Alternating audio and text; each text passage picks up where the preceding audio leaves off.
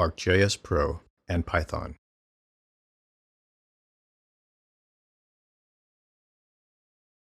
So far in this class, you've learned about the characteristics of the Python language and the types of applications created with it.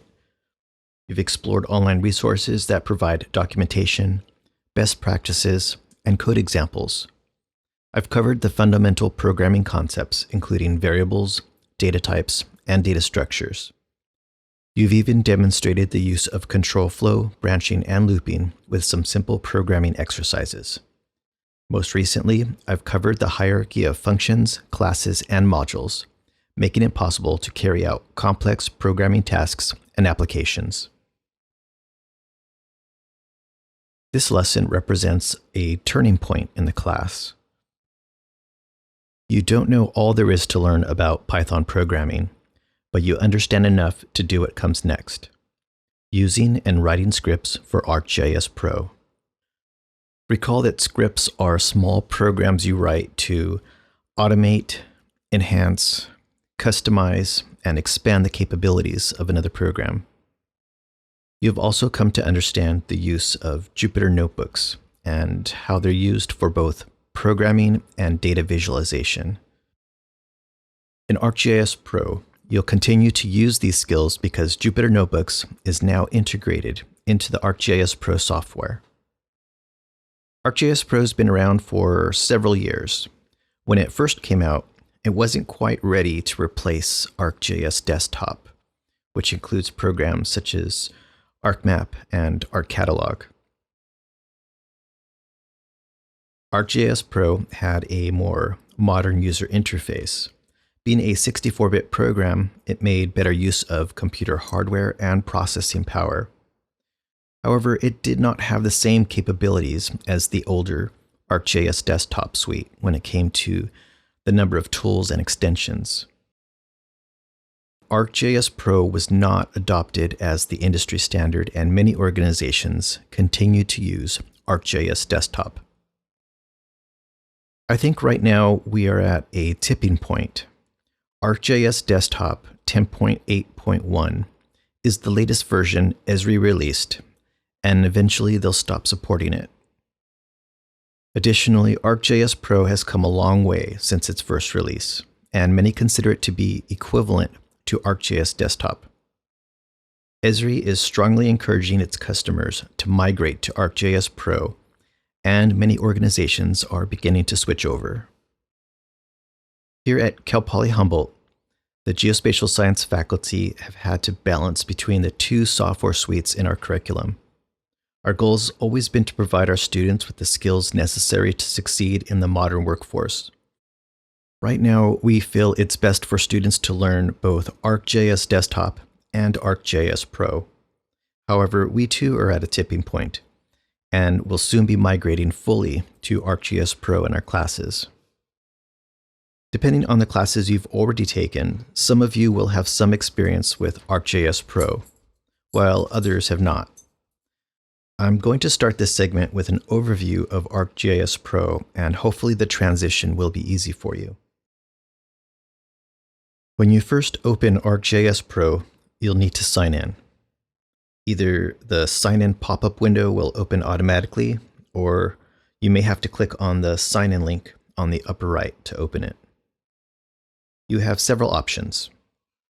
Choose the drop-down that says your ArcGIS organization's URL. In the text box, type in Humboldt State as one word, then click Continue. Click the button that says Humboldt State University. Another window pops up, and you'll need to log in with your Cal Poly Humboldt username and password. Once you are logged in, you're ready to go. Next, I'll give you a short tour of the ArcGIS Pro interface. ArcGIS Pro is a ribbon-based application, so many of the tools that you would normally open in the ArcMap toolbox can now be found across the top in a ribbon. Each tab has a ribbon related to a specific task. Notice that the Explore button is active on the Map tab in the Navigate group.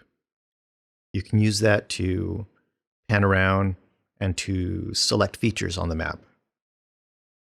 So that's a lot easier than ArcMap, which has separate tools for both panning and selecting. Like ArcMap, ArcGIS Pro also has bookmarks available. Here you can see that the bookmarks provide thumbnails to remind you about the map extents that you've saved. In addition to ribbons and tabs, ArcGIS Pro is organized using panes. When I select a map feature, the pop-up pane appears with information about the city's population. Panes are windows that help you manage views or projects, or that give you access to specific functionality. As you work, you'll often open and close panes that you need for specific tasks, and you can reposition the panes to minimize them to make room for maps and other views. So here I'm dragging the contents pane around, and then when I hover over the docking targets, a blue screen appears that represents an area where the panes can be positioned. If I want, I can have the contents pane and the catalog pane all on one side of the screen.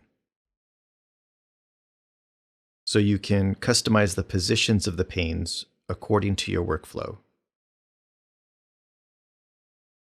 For now, I will return the contents pane to its normal place. What we used to call the data frame in ArcMap are now referred to as views in ArcGIS Pro. Views can represent maps, 3D scenes, and layouts. So just to show you, I will click on the Central Wellington tab and make that view active. ArcGIS Pro also supports 3D scenes. I can get to it by clicking on the Wellington 3D tab. And just like in ArcMap, you can use bookmarks to jump back and forth to different spatial extents. Another type of view is a layout. There's a lot more you can do in ArcGIS Pro regarding map layouts. Notice on the left, the content pane now lists the map elements in the layout. By default, elements are listed from top to bottom in their drawing order. You can also list elements by type. Now the elements are grouped by type instead of drawing order. You can also close the layout. Even though it's gone, it's still part of your project. If you look at the catalog pane, there's a folder called Layouts. And if you expand that folder, you'll see the layouts currently associated with the project, and you can easily get it back. So far, you've seen that depending on the active view, the panes can change contextually. Within a view, different tabs become highlighted depending on the layer or the data that you're working with. If I click on Buildings, you'll see that several tabs are highlighted that work well for feature layers. The buildings are a feature layer. The Appearance, Labeling, and Data tabs have specific tools for feature layers. This interactivity works well for locating the tools that you can use on a specific layer. For example, a feature layer typically has an attribute table. So if I click on the Data tab, I can easily find a button that opens the attribute table for the feature selected in the Contents pane.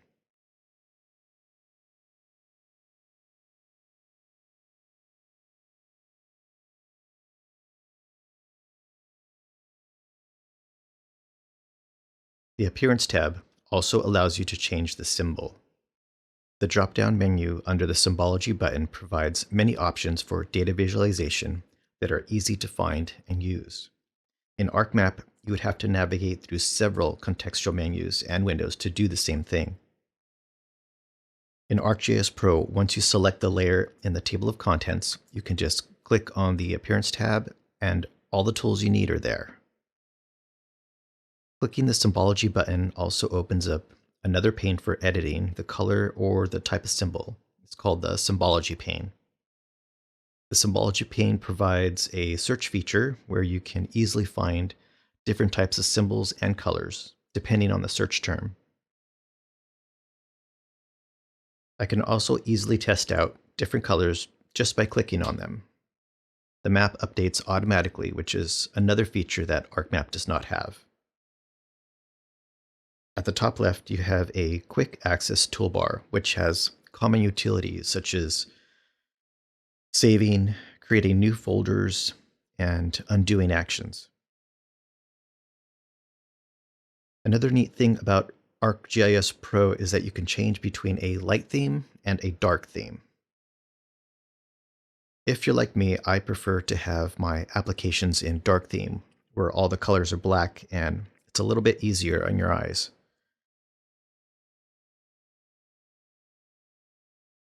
So that's the overview of the ArcGIS Pro interface and how it compares to ArcMap.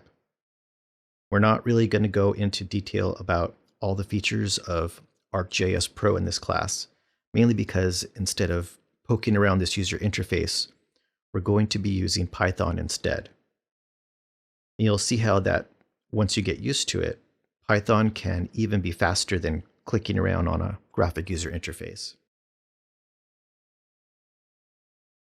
ArcPy, ArcPro, and Jupyter Notebooks.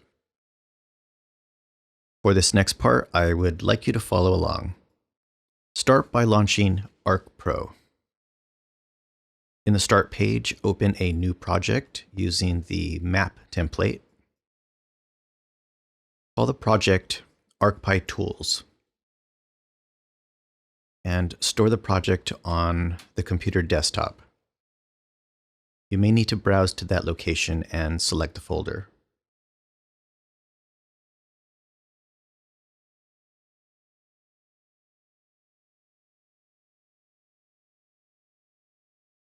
When you create a project in ArcPro, several elements are created automatically. I'm going to browse to my desktop as seen in Microsoft Windows File Explorer. I'm using Microsoft Windows 11 for this video, so my computer may look a little different if you're using Windows 10. As you can see, ArcPro creates a workspace folder when you start a new project. Inside, there are a few elements that are created by default. This folder that ends in .gdb is a file geodatabase. This will be the default location for any outputs you create using tools or ArcPy functions. I want you to create 3 additional subfolders in this workspace called Original, Working, and Final. The Original folder is for any data you want to preserve in its original condition. The Working folder is for storing copies of any tables, shapefiles, or other data that you plan to modify. It's important to separate original copies from working copies so that you always have a backup. The Final folder is used to store any finished products, such as reports or maps. You'll be using these subfolders in conjunction with the project geodatabase. The geodatabase serves a similar purpose as the working folder. You'll store newly created data from tools and scripts in this location. For most tools, this will be the default output location. I've provided some data to use with this tutorial. Check the assignment page in Canvas. The link there will take you to a Google Drive page. From Google Drive, click the Download button. After downloading, copy the 7z file from your Downloads folder to your original folder. In your original folder, right-click on the 7z file, choose 7-zip, then Extract Here. Once the data is extracted, you can delete the 7z file. Back in ArcPro, go to the Catalog pane and expand the folders. Navigate to the original folder and make sure that you see the data there. If necessary, you can refresh the Catalog pane. Now I'll add all of the data from the original folder to the map. I can do that by selecting all of the layers, by shift-clicking, and then dragging them onto the map. Notice that ArcPro zooms to the spatial extent of the data. Next, I'm going to customize my ArcPro window. I find the default base map distracting, so I'm going to change it to something neutral. And I'm going to remove the reference layer of the base map since I don't need the labels. I'm also going to adjust the layers and colors. You can do the same if you wish, or you can leave it as is.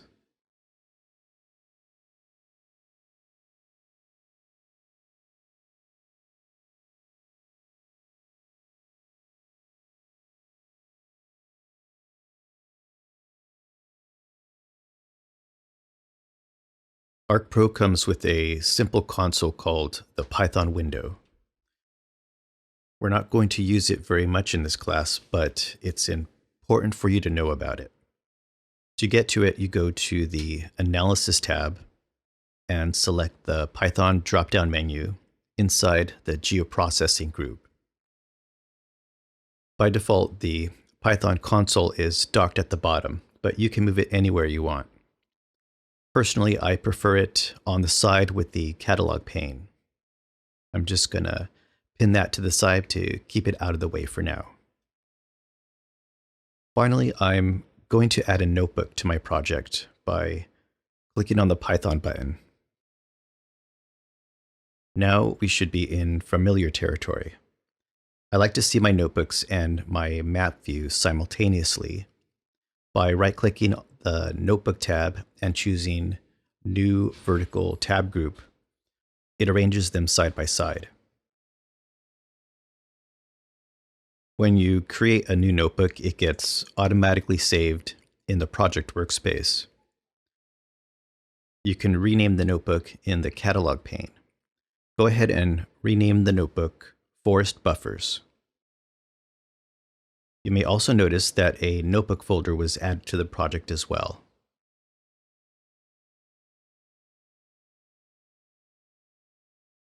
Okay, so in this scenario, I'm going to create treatment areas for invasive plant species within the San Juan National Forest in the state of Colorado.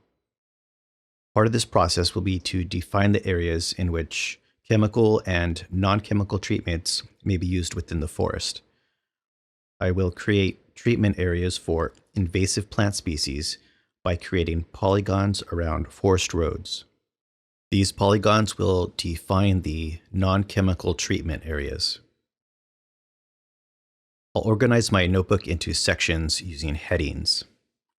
Use an H1 heading style and type the name of the activity, ArcPy Tools. Below that, use a H2 style heading and type in Geospatial Programming 1. On the next line, use an H3 style heading and type your name and then below that the date. On the next cell, using an H2 style heading, type in Check Available Functions and Modules. In the next cell, use the directory function to print a list of the current modules and functions that are included by default. So this list should look familiar, but you may see some additional modules that are included with this version of Jupyter Notebook. So that includes ArcPy and the Math module and NumPy.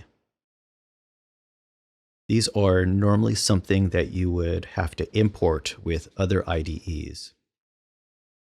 But since the notebooks are integrated into the ArcPro software, you don't have to import the ArcPy module. If you were working with an external IDE, then you would need an import statement to use any of the ArcPy functions. That's the real benefit of using notebooks within ArcPro. It's a lot less complicated. Using the directory function, is not normally part of the workflow, but I'm including it here for informational purposes. Okay, so for your next setting, type in Set Geoprocessing Environments. You always need to set up your environments right away so that whenever you run any tools, the output will get saved to the correct location. In the cell, type arcpy.env.workspace equals, and then a lowercase letter r. Now, here's the tricky part. File paths are strings, and when you're working with file paths, you need to type in a lowercase r before the opening quotation mark so that any special characters, such as backslashes, are treated as string literals. The letter R stands for raw string, which is a quick way to avoid having to type in any escape characters for the backslashes. Now you need to get the file path for the project geodatabase, because that's where you want to save all of your outputs. It's easy to make mistakes if you're trying to type in the file paths manually. The best way to do this is to use the Windows File Explorer. Right-click on the file or folder that you're interested in and choose Copy as Path. I'll do that here with my project geodatabase. Now back in Notebook, all you have to do is paste. And it includes everything, even the open and closed quotation marks. If you type in file paths manually, chances are that you'll make a mistake. You should always copy and paste file paths if you can. That will save you a lot of headaches in the future. The next step is also very important. Typically, you can't overwrite existing datasets. You need to change the default setting so that when you rerun a script, it will automatically overwrite any previous files that it created. If you don't do that, the script won't work after the first time you run it. ArcPro won't want to overwrite the previous file. So on the next line, type in arcpy.env.overwriteOutput equals true. Go ahead and run the cell and make sure there are no errors. The next section of your script will join the buffer distance table to the roads feature class. If you will recall, a table join uses two fields, one from each table. That's how it maps out the join. Start by taking a look at the tables to check to see which fields they have in common. In the Contents pane, select the Buffer Distance CSV. Then click the Data tab. Click the Attribute Table button. The Buffer Distance CSV has three fields: an OID, a route type, and distance. Now let's take a look at the roads. Select the roads in the Contents pane, and then select the Data tab under the Feature Layer group. Then click the Attribute button. The attribute table for the roads is a lot more complicated. However, right away I can see that it also has a field called route type. Now, I know when I make my table join, I'm going to use the route type field to match up with the buffer distance table. Leave the tables open for now, but make sure they're docked out of the way so you can still see your notebook. At the top of the next cell, add a comment that says, set parameters used to join the buffer distance table to the roads feature class. On the next line, type arcpy.usage followed by a question mark, then run the cell. Make sure you use a capital U. When you add a question mark at the end of a function or method and run the cell, Python will return a docstring. The usage function returns the syntax for a specific tool. You use this method to find out which parameters a tool function requires and which are optional. As you can see, this function requires a tool name. So how to get a tool name? One way is to use the ArcGIS Pro help documentation online. The name in Python is often different than the name commonly used. If you know the common name, you can look up the Python syntax. For example, if I wanted to find the syntax for the clip tool, I can Google ArcGIS Pro clip. Not only does the documentation provide a description of the tool, but it gives you the Python syntax and descriptions of all of the tool parameters. It even gives you code samples to study. There are other ways to find the syntax for any particular tool, but I think that Esri help documentation is the best in a classroom setting because it provides so much information that's useful for a beginner. I will be expecting you to use the online documentation in the future. You may want to consider creating bookmarks for frequently used tools. Okay, so back to ArcPro and the usage function. If you know the Python name for the tool you want, the usage function is a quick way to check the tool requirements. In a set of quotation marks, type in join field, then run the cell. Here you can quickly see what parameters are required and which ones are optional. Like I said, this method is best if you are already familiar with the tool and you just need to refresh your memory. If you are not familiar with the tool, then you should always use the ArcGIS Pro online help documentation. So let's take a look at that. Here you can see the Python syntax and a description of the parameters. I'll take a look at some code samples to help me understand how to write the code.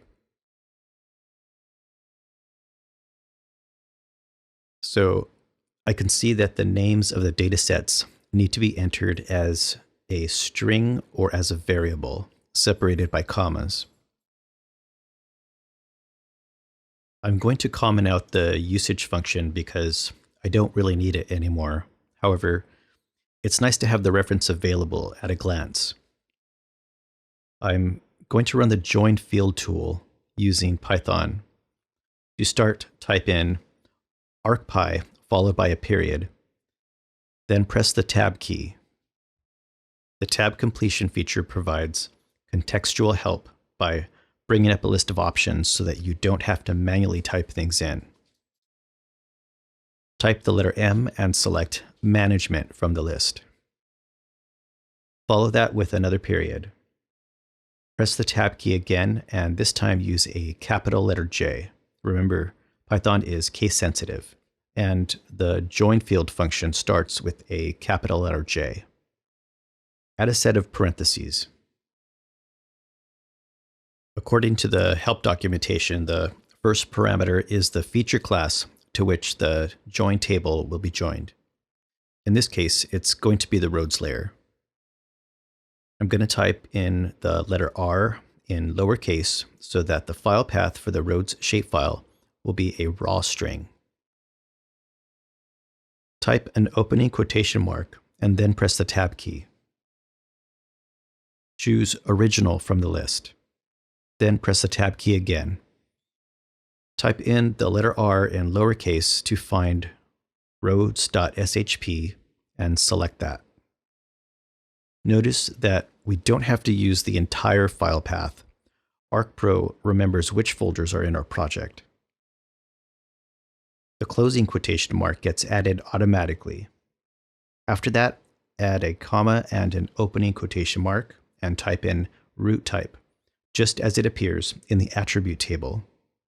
You don't need to convert this into a raw string because there are no backslashes to worry about. The next parameter is the table, which is located in the original folder. This will have to be a raw string as well, so type in a lowercase letter r, then an opening quotation mark, and press the tab key. Select Original, then press the tab key again and select the CSV file. I noticed that ArcPro added an extra quotation mark, so keep that in mind. The last parameter is the join field in the CSV file, which has the same name, root type. Notice that the code in this cell is getting a little long, so for best practices, hit the return key after the comma for the first root type.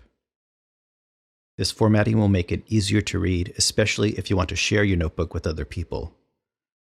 Take a moment to look over your code and see if there are any obvious errors. If you don't find any, go ahead and run the cell. My code worked just fine, but if you receive an error message, you'll have to double check your code and troubleshoot. The most common error is forgetting to convert the file paths into a raw string. If you look at the attribute table for the roads, you'll see that the buffer distance table has been appended on the right-hand side. So light-duty roads are going to get a buffer distance of 500. Secondary roads are going to get a buffer distance of 1,000, and primary roads will get a buffer distance of 2,000. You can close the attribute table for now. In the next cell, add an H2 heading called Buffer the Roads. Locate the buffer tool documentation on the ArcGIS Pro online help documentation and read through it. Try to understand which parameters are required and which ones are optional. Take a moment to pause the video and see if you can figure out how to use Python to run the buffer tool using only the required parameters. Try not to skip this part. It's important for you to attempt this on your own because learning code takes a lot of practice, and sometimes when you're following along, you're not really thinking about what you're doing. I'll walk you through it afterwards and you can see if you got the same result.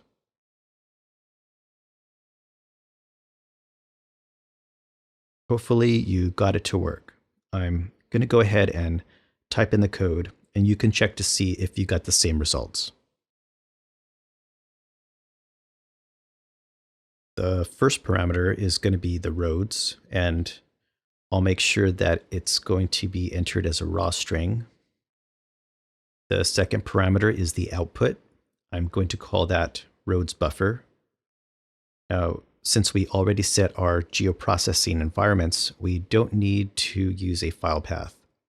It will automatically save to the geodatabase. For the last required parameter, I need the buffer distance, and I'm going to use a field in the roads attribute table, and that field is called distance.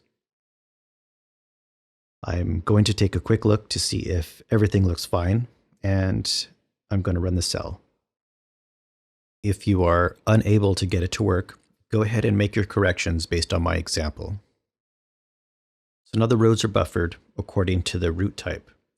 Primary roads will have a larger buffer than secondary roads, and so on. Take a moment to save your project. This will create an ArcPro project file in your workspace with the extension .aprx. So this was probably a lot to take in, and I think this is a good place to stop. I want you to export your Jupyter notebook as an HTML file. You can do this on the Notebook tab in ArcPro. Use the Export drop-down menu and choose Export to HTML and save the file to your final folder. In Canvas, you're going to have to go to the assignment page and turn it in for credit. Go ahead and close ArcPro and be sure to back up your project workspace folder to Google Drive in case you need to get back to it. Thanks for watching. Don't forget to subscribe to this channel for more videos and tutorials related to geospatial science.